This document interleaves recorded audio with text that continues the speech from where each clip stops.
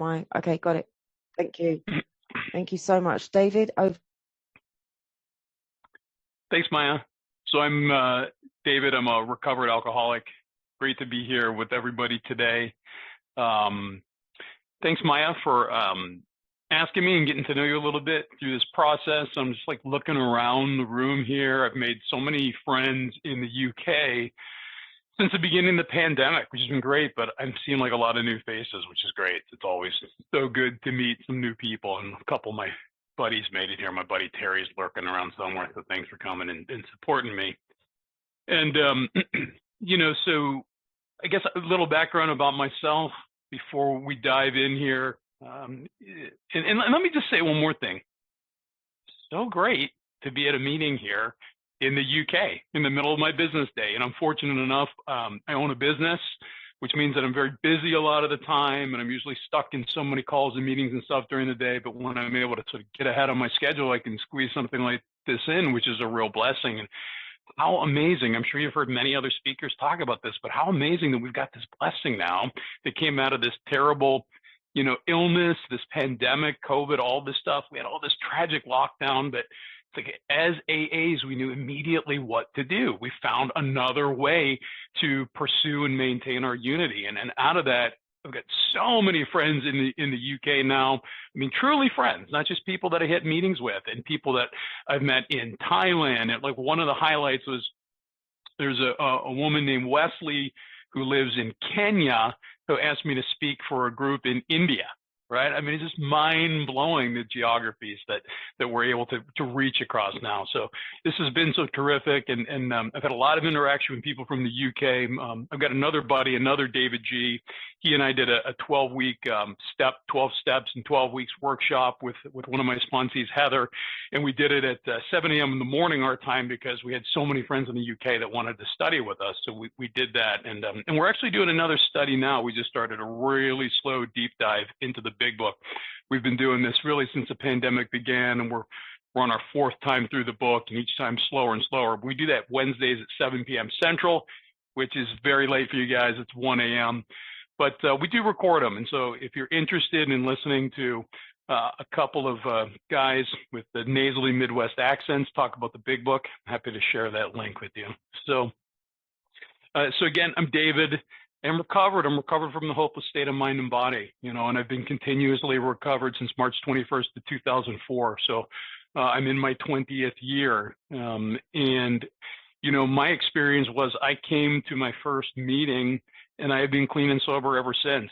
And I like to point that out when I'm speaking, not to brag, because it's not about that, but really it's to give some reassurance that if you are new and you're coming in, or you're back and you're worried that you're going to drink again, you don't have to drink again, right? That wasn't my experience. I've stayed continuously clean and sober. Now, my wife is also sober in AA, and I think she's going to have 17 years this fall, so she's a couple of years less than me. And that wasn't her story. She'll tell you she relapsed 2-3 times in her first 6 months or 12 months because she wasn't ready. She quite couldn't get it. So there's no shame here. There's no moralization.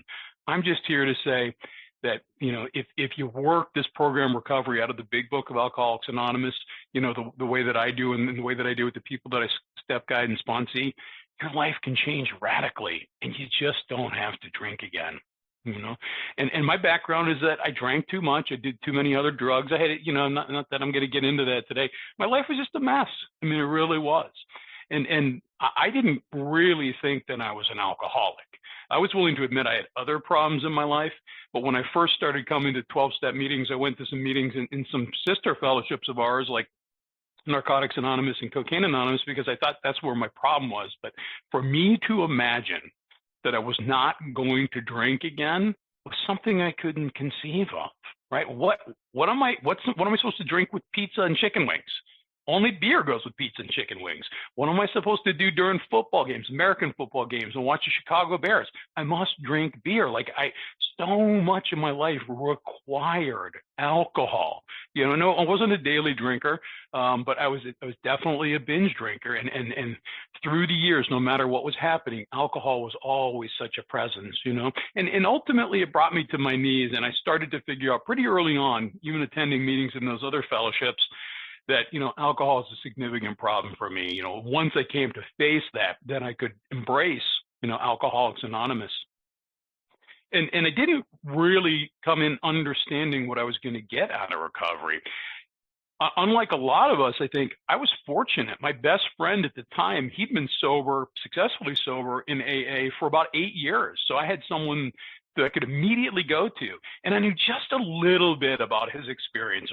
He would just share high-level stuff with me. I knew he had what he called a sponsor. I didn't really understand what that meant, sort of understood it was like an accountability guy. And, he would go to these meetings, which I think, through popular culture and things, we're familiar with AA meetings, and just some things like this. So I had, somebody to go to, and I had understood just a little bit about this program, but I still didn't know what I was going to get out of it. I think I was holding on to this idea that, maybe I was going to learn to drink like a gentleman, as suggested in the book.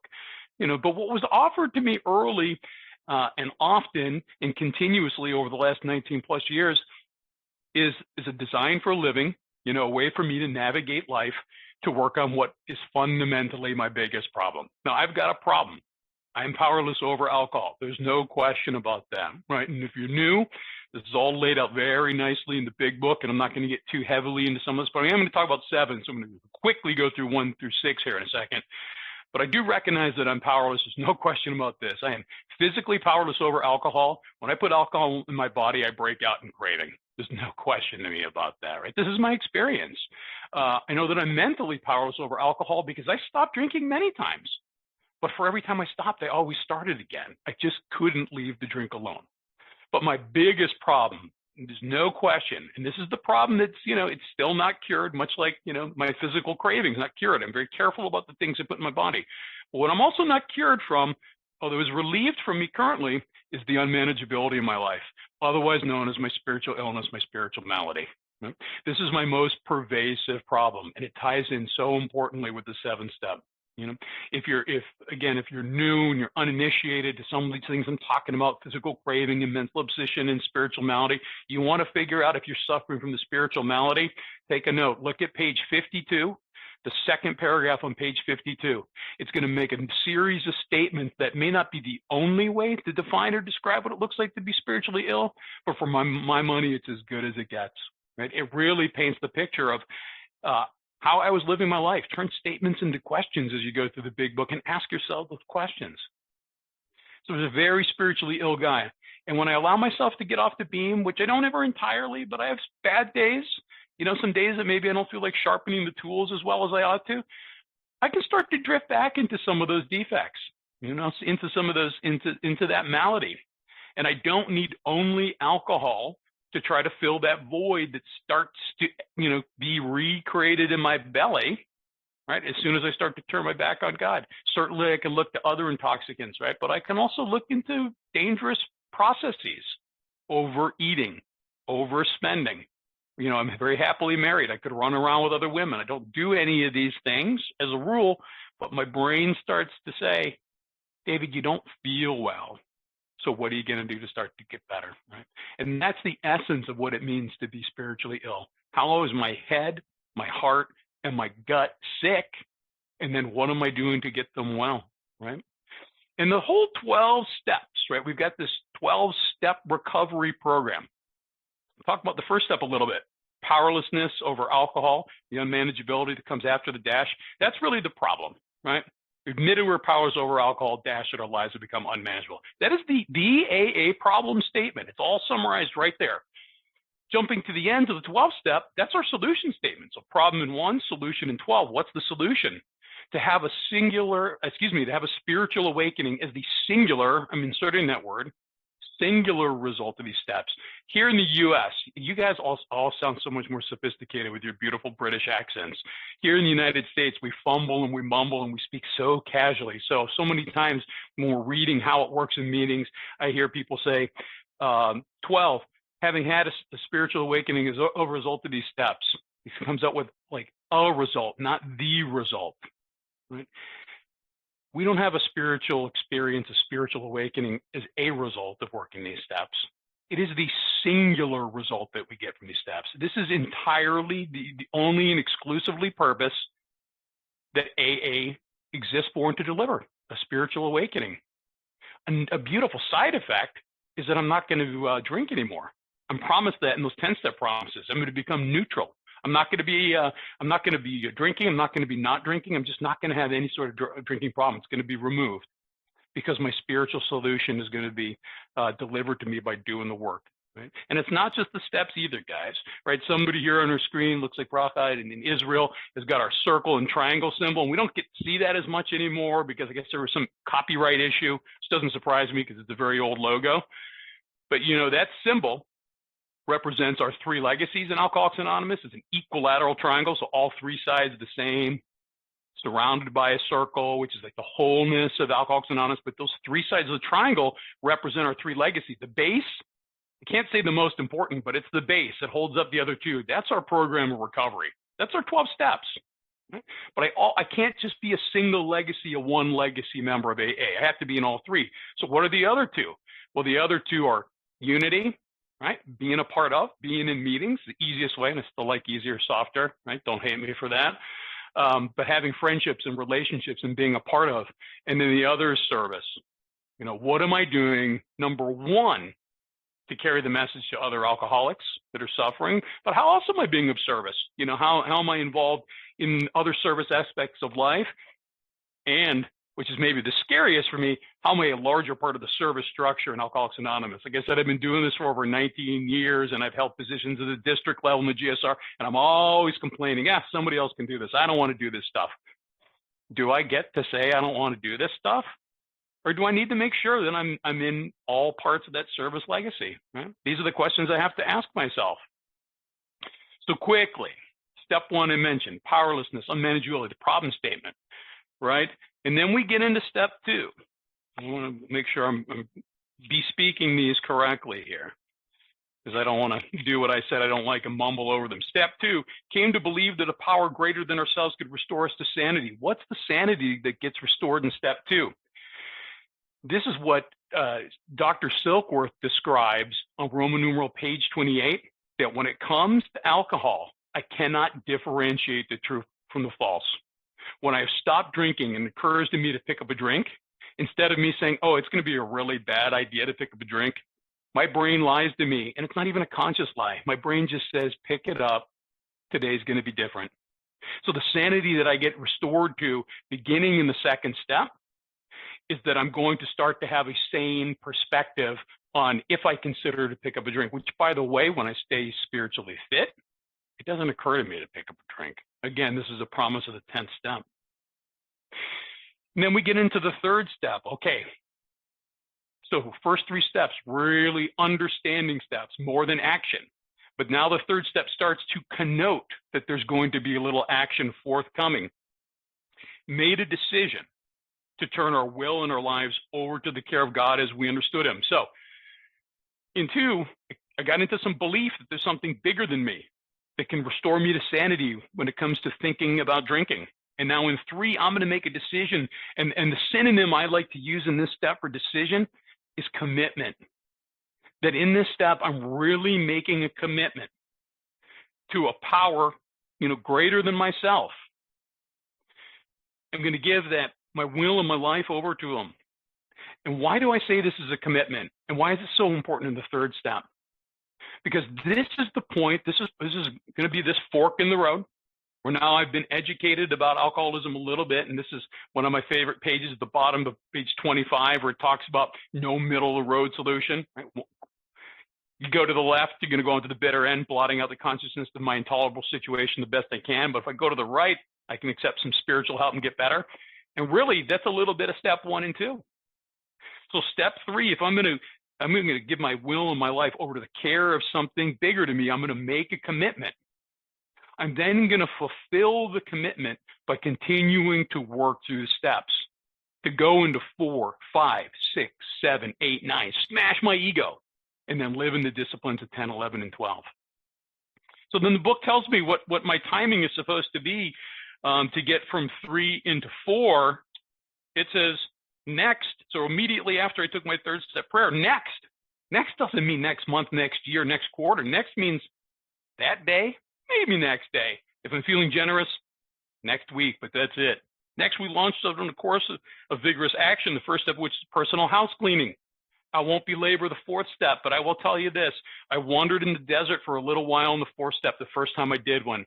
I didn't understand what was in the book. I had a guide from Hazelden I didn't really understand. I was part of a men's group, and we had a handout I didn't really understand. I had all these sort of, my sponsor, he was trying to give me some guidance. I couldn't hear him, or he couldn't describe it well. I was so confused and procrastinated. And then I had some moment of clarity. I can't remember. I would love to say I came to it on my own, but more likely somebody sat me down and said, dude, you're making this too difficult. Here's how you do it. And the directions for how to write a proper fourth step are very clear in the book. Once I read it, once I comprehended it. Okay? And what was incredibly magical to me as I wrote that fourth step was when I got to that fourth column and I was able to look at my mistakes and my faults. It was very clear to me immediately that I was in the process of the psychic change that Dr. Silkworth talks about in Roman numeral 29. Do you know why I was aware that I was in the midst of this psychic change right in that last column? Because my entire life to this point had been, you guys do everything wrong. I am never at fault. The world is out to get me. I never get a fair shake. But you know what actually was in that fourth column when I wrote it? Selfish, self-seeking, it's self. And I didn't write that down because I thought that that's what I was supposed to write. I wrote that down because I really believed it. I really understood it. I was able to see for the first time, the lenses of my glasses were clear. Self had ruined me. And so, when I then made my searching and fearless moral inventory of myself in 4, I went on to 5 pretty immediately. My poor sponsor, that first 4 step was 40 pages typed, single spaced.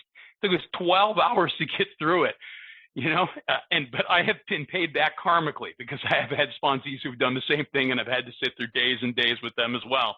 And my belief system, my other buddy, the other David G, he won't stand for it. He's going to give you 2, 3, 4 hours. You're going to be like, move along. I feel like, get it all out. Here's your one shot. Because I found it to be very therapeutic and very cathartic. And I want to give that to my sponsees and people that I guide through the steps as well. But I admitted to God, to ourselves, and to another human being the exact nature of our wrongs.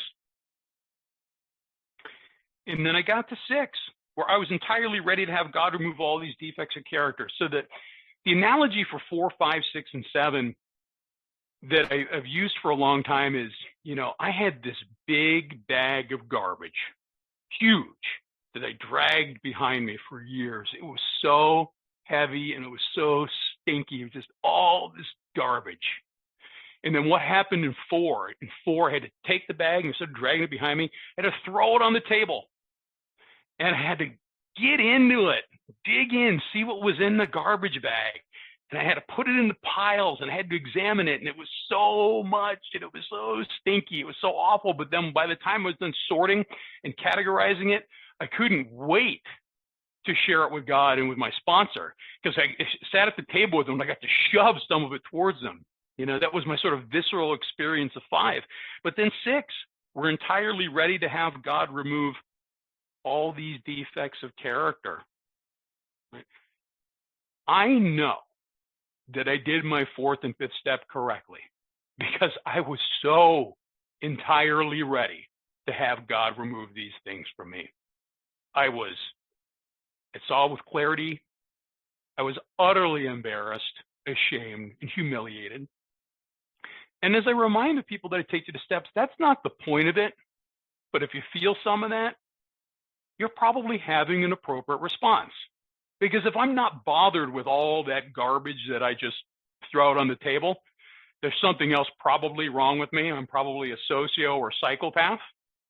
Or I didn't follow the basic, there's really only 2 rules for how to write this 4th step inventory. On the page where there's like the little chart, that shows us how to do the first 3 columns, it's page 65. At the bottom, it says, we went back through our lives. Nothing counted but thoroughness and honesty. So when a sponsee or somebody else in the program says, how do I know if I did the 4th step right? 2 questions.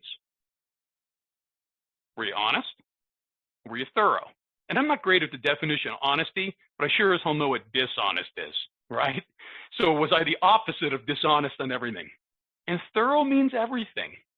Did I include everything?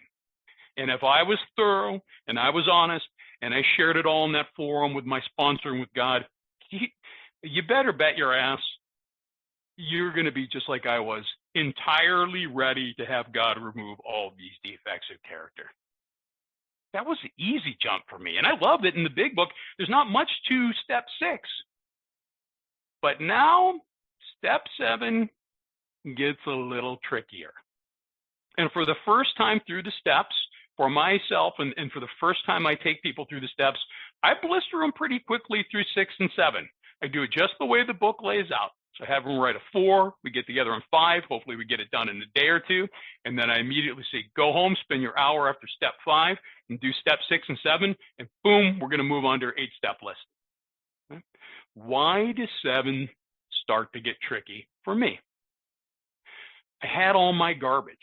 I looked at it. I was forced to examine it and start to, review it and examine it from a new angle like the book talks about. And I can be entirely ready for God to take that stuff away, remove all those defects of character. But in 7, I'm asked, just humbly asked him, capital H him, that's God, to remove our shortcomings. So what does that really mean I'm doing in 7? To me, it means a couple of things. One, I'm humbling myself. And there's a great definition of humility in the 12 and 12. It talks about that basic ingredient of all humility is the desire to seek and do God's will.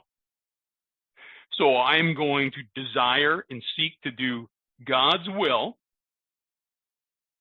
to remove my shortcomings. But if I'm going to ask God with humility, with genuine humility, and this can be tricky for me too, to remove my shortcomings, that means I got to start believing in my request to him that I want these things to go away. But even trickier than that, gang, I have to stop acting on these defects. Do you know what an angry guy I was? Do you know what a resentful guy I was?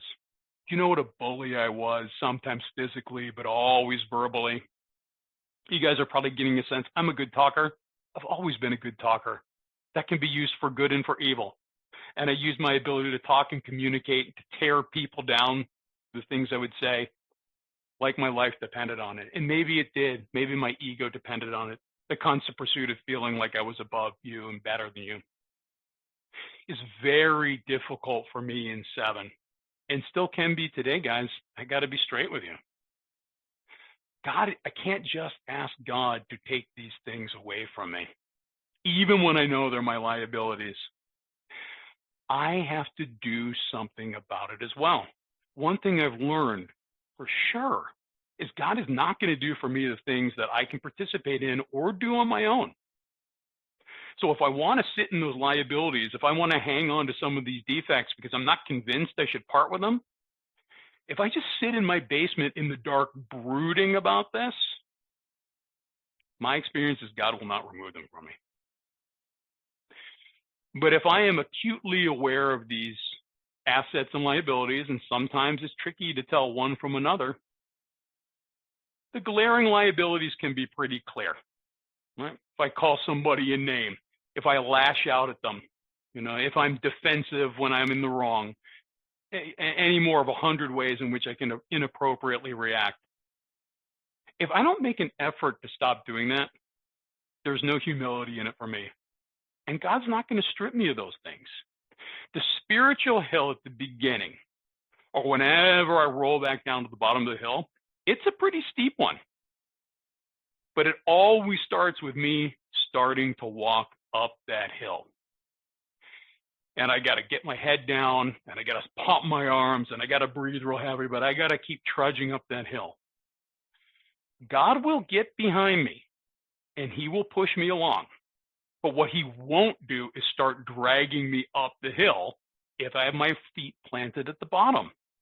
And so this is what, I don't know if I can say it. I'm going to say this. I don't know if it's a true statement or not. I think for me, the 7th step might be the most difficult one, because it requires so much change on my part, active change, to say, I'm going to do things differently so that God can help me become that better man. But if I keep my feet planted, or worse, I don't even climb up the hill, if I stay at the bottom and keep digging a hole, God's just not going to pull me, like I said. So I have to get humble. Starts with the word humble. And again, desire to seek and do God's will, is that a non-starter for me?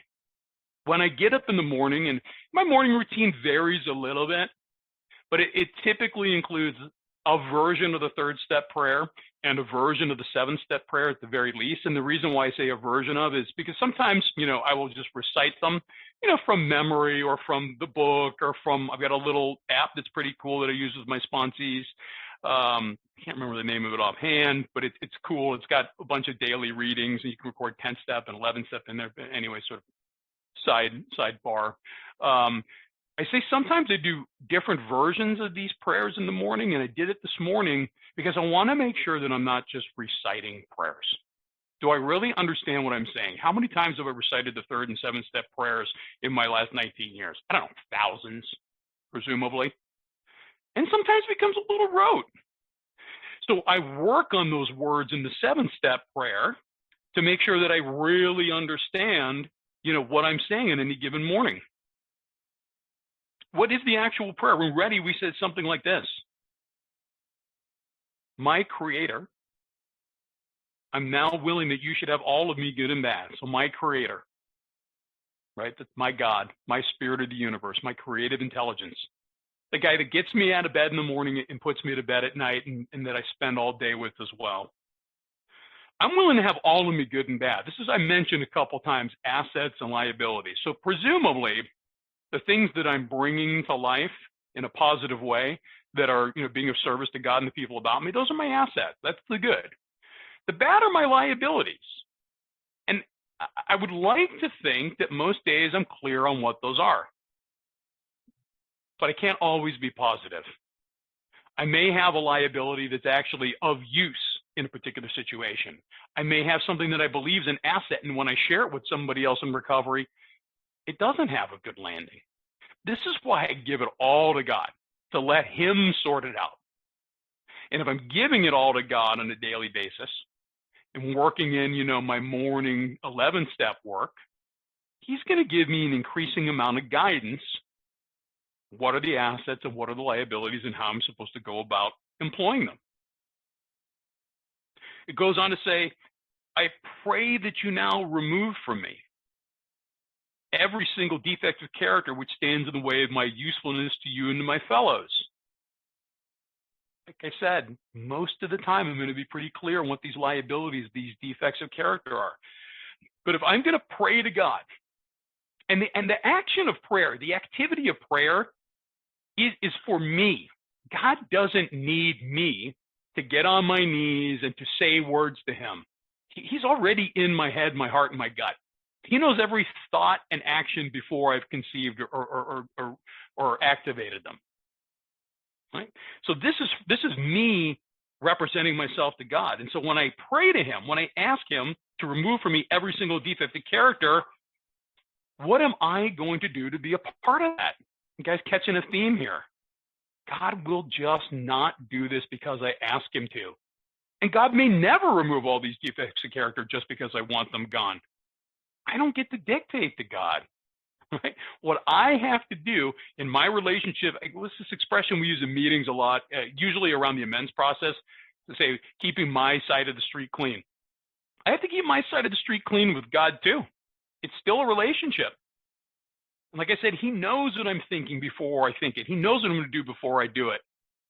The action of sitting down and praying and asking Him to help me means I am in this with you, God. I will do this. Please help me as I start to do this thing to get better, to no longer live in these defects of character. And then grant me strength as I go out from here to do your bidding. Amen. Here's the prayer I want to make. Here's the prayer I want to make. And Maya, let me know, I'm probably coming up on time here. this is what I say. I want to say, my Creator, I'm now willing that you should have all of my bad stuff. And I pray that you now remove from me every single defect of character and grant me strength as I go out from here. That's the selfish prayer that I want. But what did I leave out? Everything about being of service to God and the people about me. I don't pray for these things just so I can live a life of relief and leisure and self. I pray for all these things exclusively so that I can be a better husband, a better brother, a better son, a better friend, a better sponsor, a better sponsee, a better neighbor, a better member of community, a better man, person in every single way. Not for me, but for the others, the lowercase others, which is all people like you guys, and the most important, the uppercase other, God, right? Who's going to continue to push me up that hill when I'm lagging. As long as I keep those knees pumping. 10 more minutes, wow. Even I'm getting tired of listening to my self-talk. So if I can do this, right? If I can truly look God in the eye in my prayer and humbly ask him to remove my shortcomings, according to the book, we've then completed step 7. And I've seen so many people, like, it's always crazy to me when I'm talking to someone who's newer and I'm like, what step you working on? And they're like, working on 6, working on 7. And I'm like, is this your first time through the steps? And they're like, yep. I'm like, dude, what are you doing? It's 3 paragraphs in the big book. It is 3 paragraphs. Get through this. I know I'm talking for 30, 40 minutes here about the challenge of the 7th step, but according to the book, in the first time through, we must be swift about this. Now, if you've taken the steps completely and you're current with your 9-step amends and you're living in the disciplines of 10, 11, and 12, then maybe there's opportunity to start to work 6 and 7 a little differently, right? This is what I have done over the years, and it's what I'm renewing for myself and some of my sort of key sponsees. And this is where we've got another great book, right? The 12 and 12, 12 steps and 12 traditions. 3 paragraphs here, but we've got 2 full chapters in the 12 and 12. Okay? And I love the big book. I'm talking about the big book all the time. It's what I do. Every time I have the opportunity to speak on the big book and come right out of the text. I mentioned at the top of the call, we do a deep dive. Love it, love it, love it. But as we grow in recovery, which repeatedly we're instructed to do, and also promised that we're to do in the big book, we look to other literature and other sources of enlightenment. So we've got other great literature in Alcoholics Anonymous, right? We've got the 12 and 12. It's got a lot of content about 6 and 7. If you read step 7 in the 12 and 12, you're going to read a lot about humility. You're going to read a lot about it. And I'll tell you, there was a point, when it was a few years in when, and I still get like this today, we will use the hell out of a word in meetings, in discussions, and we'll even read it a lot. And I will lose awareness of what that word means. And I found myself talking a lot about humility in my first few years, but I didn't really understand what that meant. And so I came to look in the big book here, and I didn't really find a great definition of it. Right. So then I went to the 12 and 12. And of course I looked, probably Google at the time, and I was maybe like Yahoo was the search engine at the time, 15 years ago or so. And looked at these definitions, but I needed something that resonated. And that's that great definition from the 12 and 12 that I brought up, right? That desire to seek and do God's will. And actually, just to give everybody a little bit more context around that, because that's the end of the paragraph. Here's how this concept of what humility is set up very nicely. Again, whole chapter. Read the whole chapter, guys. You're going to get your fill of being humble and humility. But this is a really important paragraph. The lack of anchorage to any permanent values. Anybody experience that prior to recovery? Lack of anchorage to any permanent values? This blindness to the true purpose of our lives? Anybody going through life with no purpose? Yeah. It produced another bad result. For just so long as we were convinced that we could live exclusively by our own individual strength and intelligence, for that just as long was a working faith and a higher power impossible. Guys, if you are anything like me, here's how I went through life. I don't care what you threw out me. I was going to out-muscle it or I was going to out-think it, right? If I ran into some guy and we're getting into a beef, if I was bigger than him, I was going to bully him physically. If the guy was bigger than me, I was going to try to use a Jedi mind trick and talk my way out of it, right? Always out-thought or outran, out-muscled, out-connived, out-convinced, right? Exclusively living by my own individual strength and intelligence. It goes on to say this is true even when we believed that God existed. So even when I believed God existed, I still tried to run the show. We could actually have earnest religious beliefs which remained barren because we were still trying to play God ourselves. I believe God existed when I came in recovery, but we were like peers on the same level. God did some stuff, I did some stuff, right? That was the ego that I went through life with. As long as we placed self-reliance first, a genuine reliance upon a higher power was out of the question. I cannot run the show. I must give it over. It begins with the idea of it, some belief in 2. It goes on to where I make a commitment, a decision in 3. I clean up the wreckage of my past, and then I finally get around to really asking God for something in 7. As long as we place self-reliance first, a genuine reliance upon a higher power was out of the question. That basic ingredient of all humility, a desire to seek and do God's will, was missing. And we see this in many stories in the big book, right? And in some of the stories in the back, but my favorite is this is my favorite page 27, where Dr. Jung is talking to Roland Hazard about what a vital spiritual experience looks like and how he needs to have one. At the end, after this beautiful discourse where he says, your thoughts, ideas, and your attitudes, which are guiding your life, I'm paraphrasing, they're going to get cast aside and replaced with new ones.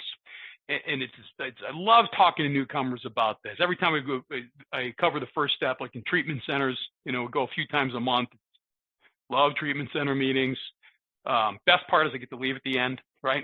Everybody else doesn't. Same thing. I love going to jail and prison meetings, although it's been a while since I've done those, right, with COVID and everything.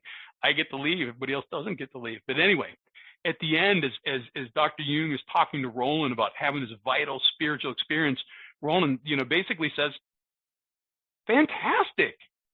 I go to church all the time. And Roland smashes this. He says, no. Showing up for church every time, talking about God, talking about religion, saying what a wonderful religious person you are means nothing. You might have loved your religion, you might have been involved, but it didn't spell the necessary vital spiritual experience. So what I say with sponsees when they come in, because I love when they've got religion and they haven't turned their back on it, because the foundation of faith is there. I just say, congratulations, now you're going to get a new relationship with God. And that's what this is all about. And the new relationship is what I keep pounding home here. The new relationship is not just being a part of and asking God, because that's native to us, to take, ask.